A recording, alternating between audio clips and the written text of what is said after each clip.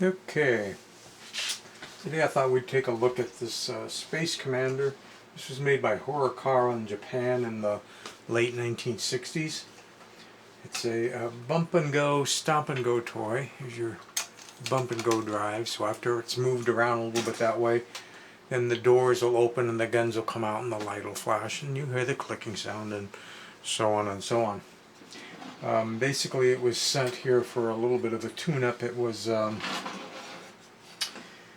what we say, it was kind of running sluggish and intermittently. And it has had the bad battery leak in the past, as you can see. But someone had already sanded the battery contacts down, so they were clean, so we knew that wasn't the problem. But I went inside and found various problems. When the gun lights weren't working, and of course the intermittent sluggish function, and it seemed to be tied in a little bit with the switch. And basically the way these tin toys work, I guess to save money, they would use, well, just like in a car, they would use the frame of the toy as one of the voltages to the motor, one of the lines, if you will, and then a wire for the other. And usually the switch simply is connecting one side of the battery right to the frame of the metal.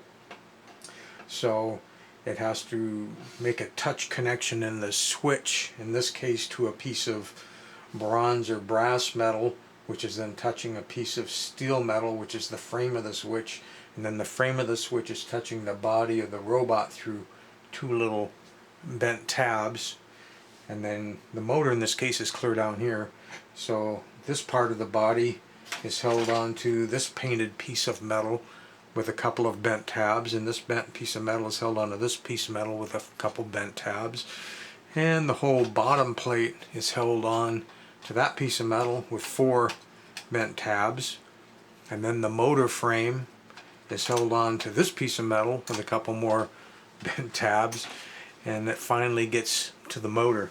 So long story short, when you have an older toy like this that isn't quite running up to snuff and speed, and you know that the battery box itself is working well enough to put out the 3 volts, then chances are that it has to do with all of those connections that just had to touch, and the metal has rusted, corroded, was painted in the first place, just isn't working all that well. So I generally will run a new ground wire from the switch so it's directly going right down to the motor, and then you would be surprised how the things spring back to life.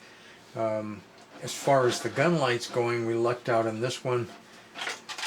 The little light bulb which is in there, one of its wires, which comes from the clicker switch down below and runs all the way up, had a place where they were soldering it to a piece of metal, and then the gun light would solder to it. In other words, a connection point.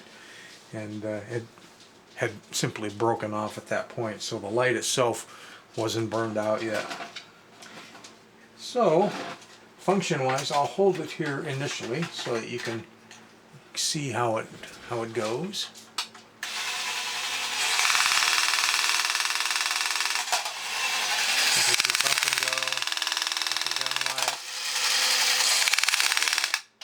I'll set it down on the floor. I'm not going to be very good at trying to chase this thing around, especially with the camera on this tripod here. Let's take the camera off the tripod and go shaky cam for a little bit, because I might have a better chance chasing this thing around.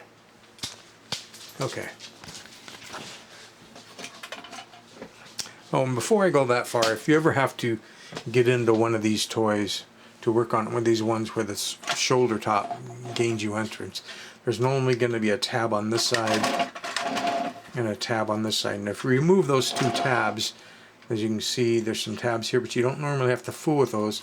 This whole top plate can then slide straight back to see how it goes in at the top there.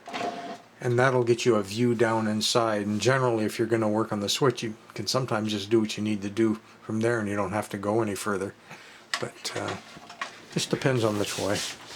Okay. You never know which way it's going to go.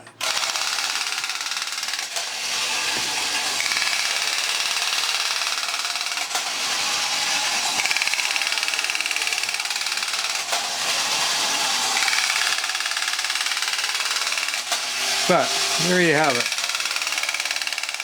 I'm gonna shut it down because as in with all these old Rotomatic type toys, they weren't meant to be working 40 or 60 years later.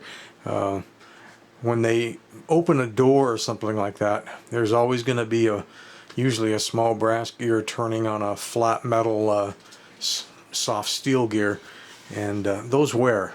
They come to the end of rotation and they sit and spin, and generally the brass gear wears out before the steel gear. And once those wear out, then sometimes you're screwed. It just depends on the toy. Sometimes you can get in there and replace them. Sometimes you can't because they're just too specialized, and you're not gonna find that gear unless you've got another toy to cannibalize for the parts. But there you have it. It's your Space Commander, sometimes called Tank Robot, by Horikawa, Japan. Some of the catalogs show it is 1969, but it may have came out earlier than that, so I generally just say mid to late 1960s.